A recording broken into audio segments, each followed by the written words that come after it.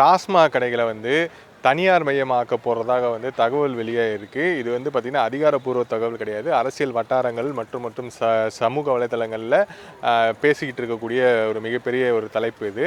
So இது வந்து சாத்தியமா, இந்த மாதிரி பண்ணால் நல்லதா அப்படிங்கிறத வந்து நம்ம கேட்கணும். ஒரு டாஸ்மாக் கடைகளை வந்து தனியார் மையமாக கிட்டத்தட்ட 2500 டாஸ்மாக் கடைகள் கார்ப்பரேஷன் அண்ட் முனிசிபாலிட்டியில் வட்டாரங்கள் இருக்கக்கூடிய கடைகளை வந்து ப்ரைவேட்டைசேஷன் ஆக்கிறதுக்கான அந்த ஒரு திட்டம் அப்படிங்கிறது இப்போது நடந்துகிட்டு இருக்கக்கூடிய தாவேக அரசு வந்து நிறைவேற்ற உள்ளதாக தகவல் வெளியாக இருக்குது. ஸோ இப்படி பண்ணாங்க அப்படின்னா அது எந்த மாதிரியான ஒரு விளைவுகளை சமுதாயத்தில் ஏற்படுத்தும் அப்படிங்கிறத நம்ம வந்து நேரடியாக மக்கள்கிட்ட கொண்டு போய் கேட்போம்.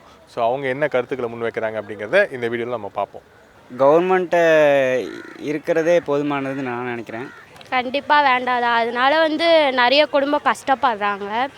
அதனால ஒரு சில அப்பாங்கெல்லாம் வந்து அதனால் குடிச்சுலாம் இறந்துடுறாங்க. அவங்க ஒரு சில பாப்பாங்களோட அண்ணாங்க அவங்களாம் கூட குடிக்கிறாங்க, அவங்களாம் கூட இறந்துடுறாங்க. அதனால அவங்களோட குடும்பமே வந்து ஒரு பாதிப்பு அடங்குது. அதனால் வந்து கண்டிப்பாக வேண்டாதான் நான் சொல்லுவேன். கவர்மெண்ட் தப்பிக்கிறதுக்காக இந்த வழி பண்ணுறாங்களே தவிர டாஸ்மார்க்கு தனியாக இருக்கிறதுனால எந்த பெனிஃபிட்டும் கிடையாது. சார், குடிப்பழக்கன்றதே முதல்ல மக்கள் மத்தியில் வந்து ஒரு தவறான பழக்கம். அது வந்து அரசாங்கமாக்கிறதா தனியார்மாக்கிறதான்றது அதை விட தவறான எண்ணம். எப்போவுமே மக்கள் வந்து குடிக்காமல் ஒரு நல்லரசாக மக்களை ஆக்கிறது தான் அரசாங்கத்தோட கடமையை தவிர அதை வந்து தனியார் ஆக்கிறதோ அரசாங்கம் ஆக்கிறதுன்றது மிகப்பெரிய தவறான முடிவுன்றது என்னோடய கருத்து. ப்ரைவேட்டாக இருந்தாலும் சரி, அரசு நடத்தினாலும் அது மக்களுக்கு வந்து ஆபத்து அதிகமாக இருக்குது. இதனால் வந்து நிறைய உயிர்கள் பலியாகுது. அதனால் வந்து மது ஒழிச்சுக்கிறது நல்லது சார். மதுவை முற்றிலுமாக ஒழிக்க வேண்டும். அது தனியாருக்கு விடுவது, அது அரசாங்கம் எடுத்து நடத்துவது, அது வந்து வருவாய்க்கு வழியை அவர்கள் வகுக்கிறார்கள். அந்த வருவாய் வகுக்கிற மக்களுடைய வருவாய் பார்க்கும்பொழுது மக்களுடைய வாழ்க்கை சீரழிகிறது. லீகலாக ஒரு இருந்தால் கூட லீகலாக இருக்க டைம் காட்டி 24 ஹவர்ஸும் சரக்கு கிடைக்குது. அவங்கள யாருமே எதிர்த்து கேள்வி கேட்குற ஆளுங்களுக்கே கமிஷன் போகுதுன்றதுனால யாரும் கேள்வி கேட்க மாட்றாங்க.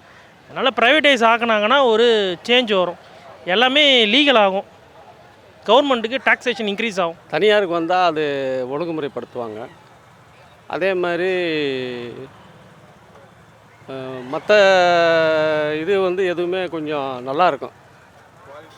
குவாலிட்டி வந்து ப்ரைவேட்டு கடை முன்னால் ப்ரைவேட்டு கடைங்க இருக்கும்போது தரமான சரக்குகளை வந்து கம்பெனி வந்து தயாரித்து கொடுத்தாங்க. இப்போ அரசுக்கு தயாரிக்கிறது வந்து அது ரொம்ப மோசமாக இருக்கிற மாதிரி இருக்குது. அது வந்து யார் எடுத்து செயல்படுத்தினாலும் செஞ்சாலும் தீங்கு தானே. கவர்மெண்ட்டில் தான் பெஸ்ட்டு. ப்ரைவேட் இருந்ததுன்னா இன்னும் அராஜகம் அதிகமாக தான் ஆகும். ஓகேங்களா? கலப்படங்கள்லாம் நிறையா நடக்கும். கவர்மெண்ட்டுங்கும் போது 10 மணிங்கும் போது 10 மணிக்கு இது பண்ணிடுறாங்க. இதே வந்து ப்ரைவேட்டு கொடுத்தோம்னா அது காலையில் 6 மணிக்கே ஆரம்பிச்சிருவாங்க. டாஸ்மார்க் வந்து இல்லாமல் இருக்கிறது எங்களுடைய கருத்து. இதை தனியார் மயமாக்கலாமா இல்லை அரசுடமையாகவே இருக்கலாம் அப்படின்னு கேட்டோம்னா டாஸ்மார்க்கே வேண்டாங்கிறது என்னுடைய கருத்து. ப்ரைவேட்டாக இருந்தால் யாருக்கு காசு போகும்னு கேட்குறேன். கவர்மெண்ட் போகாதில்ல, டேக்ஸ் போகுமா? அப்போனா நல்லது தானே. கவர்மெண்ட் காசு வந்தால் நம்ம எதனா நல்ல விஷயம் பண்ணலாம்ல, இன்னும் கொஞ்சம் இன்க்ரிமெண்ட் ஆகும். முதல்ல வந்து நம்ம வந்து பூரண மது ஒழிப்பு திட்டத்தை கொண்டு வரணும். அதுதான் வந்து தமிழக மக்களுக்கு எப்பயுமே நல்லது. ஸோ இதை நம்ம வந்து ப்ரைவேட் ஆக்கணுமா இன்னுமே மக்களுக்கு வந்து பாதிப்பு தான் அதிகமாகும். கவர்மெண்ட்டில் இருந்தால் தான் கொஞ்சம் கொஞ்சமாக கவர்மெண்ட் வந்து அதை வந்து ஸ்டெப் பை ஸ்டெப்பாக வந்து ரிமூவ் பண்ண முடியும். ப்ரைவேட்டுக்கிட்ட போயிடுச்சு அப்படின்னா அவங்க வந்து ஒரு டெண்டர் மாதிரி எடுத்துட்டாங்கன்னா அப்புறம் அவங்க சொல்கிறது தான் வந்து ரூல்ஸுங்கிற மாதிரி மாறிடும். என்ன நீங்கள் ப்ரைவேட்டை கொடுத்தீங்கன்னா இதோட டைம் எக்ஸ்டெண்ட் பண்ணி அவங்க திட்டத்தமாக தான் விற்றுக்கிட்டு இருப்பாங்க. இது இன்னும் தமிழ்நாட்டுக்கு மிகப்பெரிய கேடுதான் விளைவிக்கும். அதனால் என்னோடய கருத்து என்னென்னா இது அறவே வந்து ஒழிச்சிடணும். இல்லைன்னா நீங்கள் கவர்மெண்ட்டை ஒரு குறிப்பிட்ட டைம் கொடுத்து இன்னும் குறைச்சிங்கன்னா தான் நல்லது. இன்னும் அது குறைக்கிறதுக்கெலாம் வாய்ப்பே இல்லைங்க.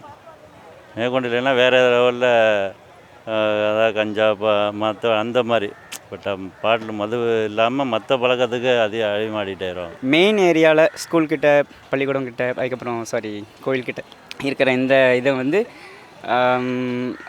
இன்னும் நிறைய ஏரியாக்களில் இருக்குது. அதை வந்து மூடுனா இன்னும் கொஞ்சம் நல்லாயிருக்கும். 40 இளவயதுகளை குடித்து விட்டு சின்ன வயசுலேயே வந்து போயிடுறாங்க அவங்க. அது இளவயதுகள் வந்து நம்ம தமிழ்நாட்டில் நிறைய உருவாயிடுச்சு.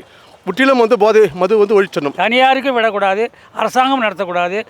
இது பொருளாதாரத்தை வருவாயை கவனிக்காமல் அதை முற்றிலுமாக ஒழிக்க வேண்டும். மக்கள் குடிக்காமல் இருக்கணும், நல்லா இருக்கணும், நல்லா சாப்பிடணும், வேலை செய்யணும், நல்லா உழைச்சி சாப்பிடணும். இதுதான் குடும்பம் வைக்காமல் அதாவது பொண்டாட்டி பிள்ளைய கஷ்டப்படுத்த விடாமல் தாய் தகப்பனை நல்லபடியாக வச்சு நல்லா பண்ணணும்.